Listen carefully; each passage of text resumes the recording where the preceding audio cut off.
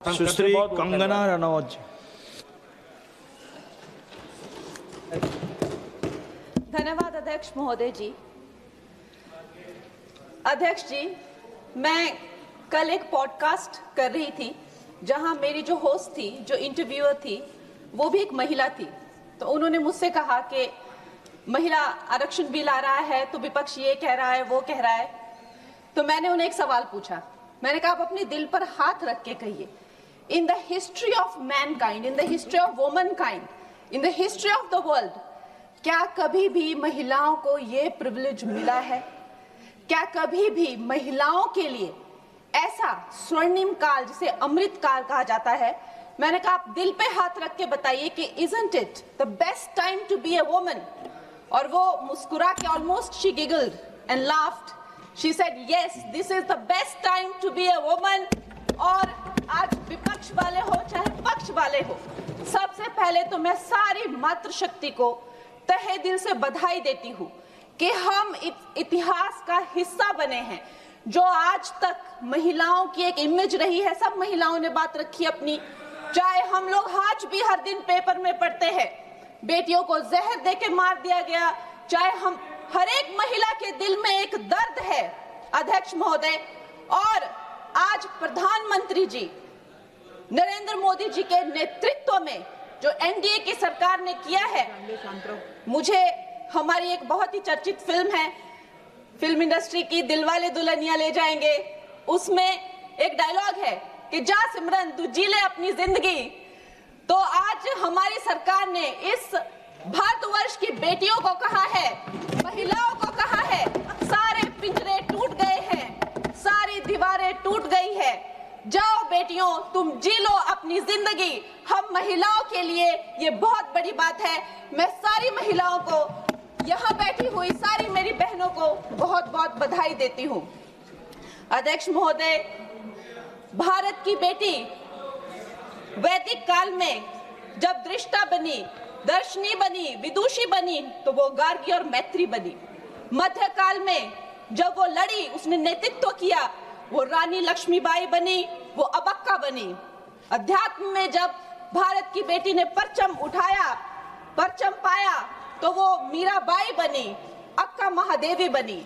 आज भी हमारे भारत की बेटियां जो है हर क्षेत्र में, चाहे वो डिफेंस हो, चाहे वो स्पोर्ट्स हो, फिल्म इंडस्ट्री हो, चाहे वो मंगल मिशन हो, कोई भी ऐसा क्षेत्र नहीं है जिसमें वो भारत का नाम ऊंचा नहीं कर रही हो। लेकिन ये जो राजनीति का एक क्षेत्र है, वही एकमात्र ऐसा क्षेत्र है अध्यक्ष महोदय जी, जहां पर हमारा देश पूरे विश्व के साथ कदम से कदम मिलाकर नहीं चल पा रहा है। मैं हिमाचल प्रदेश का उदाहरण देती हूँ। हमारे पास 68 एमएलएज हैं, लेकिन सिर्फ एक महिला एमएलए है, सिर्फ एक। लेकिन बाकी देश भी इसी तरह की जो है, चाहे 8%, 9% का वुमेन इंक्लूजन। अरे मेरे को प्लीज वुमेन्स बिल पे बोलने दीजिए ना। तो अभी पूरे देश की जो असेंबली का है, यही रेट चल रहा है। और ये जो दर है, इसकी जो औसताना दर है, वो 9% to 8% है लोकसभा में, जबकि हमें 13% तक पहुंचे हैं। लेकिन ये वैश्विक दर दूर दूर तक कहीं वो वैश्विक दर के नजदीक नहीं है। लेकिन आज जब ये महान उत्सव हमारी जिंदगियों में आया है, तो प्रधानमंत्री जी का एक शब्द मुझे याद आता है कि पेट में चूहे दौड़ना। कांग्रेस के पेट में जब भी कुछ अच्छा होने लगता है तो चूहे इनके दौड़ने लगते हैं, और वैसे ही चूहे दौड़ने शुरू हो गए हैं। अभी प्रियंका गांधी जी कह रही है कि संविधान ही बदल देंगे, यहाँ पे जो है डेमोक्रेसी ही खत्म कर देंगे। कुछ भी करने को जाते हैं तो डेमोक्रेसी खत्म कर देंगे। आप थोड़ा भी अगर कॉमन सेंस यूज करें कि जो लोकप्रिय नेता है, जो डेमोक्रेटिकली इलेक्टेड नेता है प्रधानमंत्री जी, जिन्हें डेमोक्रेसी ने उनकी पार्टी को लाया है, वो उस डेमोक्रेसी को क्यों खत्म करेंगे? वो थोड़ा ना कोई इंदिरा गांधी जी की तरह उनसे कोई कुर्सी ले रहा है तो उनको कुर्सी पे हक जमा के रखना है, तो वो डेमोक्रेसी खत्म करनी ही पड़ेगी। ऐसी तो कोई स्थिति है ही नहीं। तो जैसे प्रधानमंत्री जी ने कहा कि अगर किसी के लिए डेमोक्रेसी वर्क करती है तो वो मेरे लिए ही सबसे ज्यादा वर्क करती है, तो इतना तो कॉमन सेंस होना चाहिए। जब देखो लोगों को बहलाना फुसलाना, जब देखो जो है वो झूठी बातें चलाना।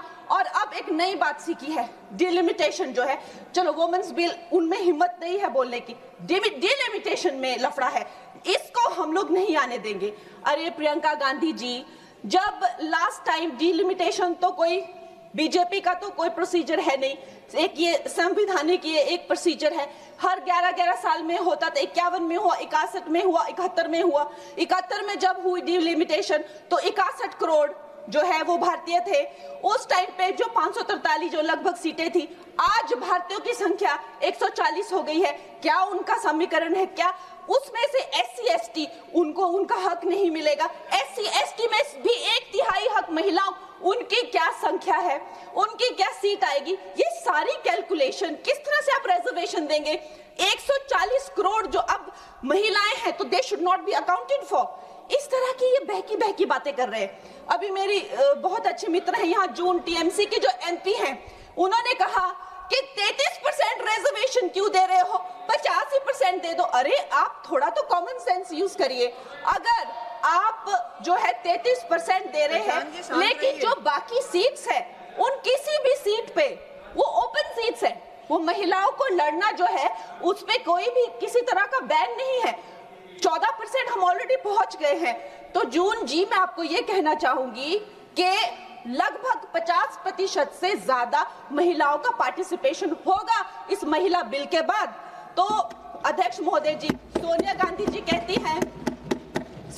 जी कहती हैं कि इनको इतनी जल्दी क्यों है, ये महिला बिल इतना जल्दी में क्यों लाते हैं? तो आपकी तरह होना चाहिए था कि 30 साल जो है आपने इस बिल को लटका के। से अग्री करती हूँ कि प्रधानमंत्री जी जो है महिलाओं को न्याय दिलाने के लिए जल्दी में है, क्योंकि जो काम 60 साल में नहीं हुए वो उन्होंने 10 साल में ही करके दिखा दिए। चाहे वो करोड़ों मकान पक्के किए हो, चाहे वो गैस सिलेंडर दिए हो, चाहे वो महिला को डिफेंस में लाना हो, चाहे वो गर्भवती महिलाओं को 12 वीक से लेकर 26 वीक की हॉलीडे हो, न जाने कितनी योजना, लखपति दीदी, ड्रोन दीदी, सेल्फ हेल्प ग्रुप्स। अगर मैं बोलने लगूं तो यहाँ बहुत वक्त चला जाए, लेकिन एक बात पक्की है कि वो एक जल्दी में है, महिलाओं को न्याय दिलाने की जल्दी। और ये जल्दी अब की नहीं है, ये जल्दी जब से वो हेड ऑफ गवर्नेंस बने हैं तब से है। गुजरात में भी बाकी स्टेट्स की तरह गुजरात जब वो चीफ मिनिस्टर बने तो एक फीमेल फिटिसाइड का जो एक प्रैक्टिस थी उसकी चपट में था। उस टाइम उन्होंने, देखिए रूल हर जगह होते हैं, लेकिन एक लीडर की संवेदनशीलता देखिए, वहां पे उन्होंने एक जन जन को नुक्कड़ नाटक करने के लिए, जहां पे एक भ्रूण जो है वो माता से बात करता है कि माँ मैं जीना चाहती हूँ, कि माँ मैं आपकी तरह बनना चाहती हूँ, मैं भी कुछ अच्छा करूंगी, उससे करके लोगों में जो संवेदनशीलता आई, जो आत्मीयता आई, जो एक गर्ल चाइल्ड के लिए उनके मन में एक भाव उठा, उसके करके आप देखिए इंडिपेंडेंट इंडिया की हिस्ट्री में 1000 मेल चाइल्ड पर पहली बार 1020 फीमेल चाइल्ड हुए हैं। ये प्रधानमंत्री जी की कमिटमेंट है फॉर गर्ल चाइल्ड। लेकिन इन लोगों को जो है इस बात का दुख होता है। अध्यक्ष महोदय जी, मैं आपसे ज्यादा अध्यक्ष महोदय जी, मैं ये बात आपके संज्ञान में लाना चाहती हूँ कि एक तरफ तो प्रधानमंत्री जी की नीति है और दूसरी तरफ जो है वो है कांग्रेस के लोग, विपक्ष के लोग आप कह लीजिए। MLA फूल सिंह जी ने इसी जनवरी में कहा कि अगर महिलाएं आकर्षक होंगी तो रेप तो होंगे ही। सोचिए, ये इनकी मानसिकता है। TMC के MP तपस पाल ने कहा, I will let loose my men to rape your women। ये इनकी मानसिकता है महिलाओं के लिए। मुलायम सिंह यादव जी ने कहा था, आज धर्मेंद्र यादव जी कह रहे थे ना कि हम फेमिनिस्ट हैं, उन्होंने कहा था कि अगर ये बिल आएगा तो सिर्फ जो अर्बन महिलाएं हैं वही पार्लियामेंट में आएगी और उसके करके जो है सीटियां और तालियां बजाने की जैसे जो है पुरुष काम करेंगे, उनको कौन संभालेगा? ऐसी इनकी मानसिकता है बेटियों के लिए। अध्यक्ष महोदय जी, जब मुझे टिकट 2024 में जब मुझे टिकट मिला था तो मेरा एक फोटो लगाकर उसके नीचे कांग्रेस के प्रवक्ता ने लिखा था कि मंडी में क्या भाव चल रहा है।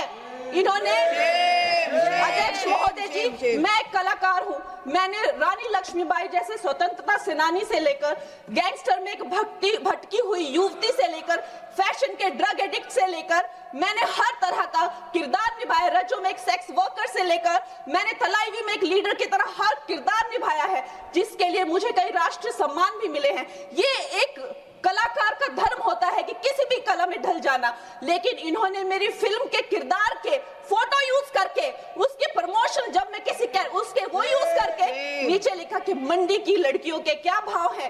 अध्यक्ष महोदय जी ये भूल गए कि ये वो मंडी नहीं जो आपको फिल्मों में दिखाई थी, एक मंडी जो फ्लैश मार्केट को लेकर एक फिल्म बनी थी मंडी, लेकिन ये भूल गए ये वो मंडी है जहां मांडव ऋषि ने तपस्या की थी।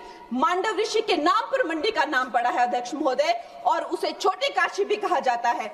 ये कांग्रेस की जो नीच सोच है उसको मंडी के लोगों ने, मंडी की बहन बेटियों ने जो है तब तमाचा मारा जब इसके रिजल्ट आए और दिखाया कि ये भारत की भूमि है, यहाँ बेटियों का अपमान करना जो है किसी पाप से भी बढ़कर है।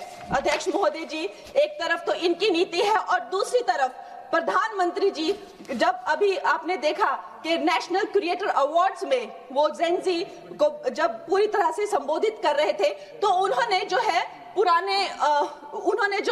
जो वो जेनजी को संबोधित कर रहे थे तो उन्होंने जो है आधुनिक फैशन में जो है पैरेलल ड्रॉ किया, जो मिनी स्कर्ट्स होते हैं, जो ब्लॉक हील्स होते हैं, जो लेडीज के पर्सेस, एक्सेसरीज होती है, जो कोणार्क टेम्पल में जो स्कल्पचर बने हैं, और उन्हें जो है हमारे कल्चरल हेरिटेज का एम्बेसडर बनाया। और प्रधानमंत्री जी, इससे उनकी जो कल्चरल रूटेड जो प्रोग्रेसिवनेस है वो नजर आती है। आज भारत की बेटी ये मानती है कि प्रधानमंत्री जी से बड़ा कोई भी फेमिनिस्ट नहीं है। He is the only flag bearer of feminism। और ये भारत की बेटियां जो है सदा उनकी आभारी रहेगी, जो उन्होंने भारत की महिला शक्ति में, मातृशक्ति में विश्वास दिखाया है, उसके लिए हम सदा आभारी रहेंगे। मैं अपनी पार्टी को बधाई देती हूं और साथ ही सब महिलाओं को धन्यवाद।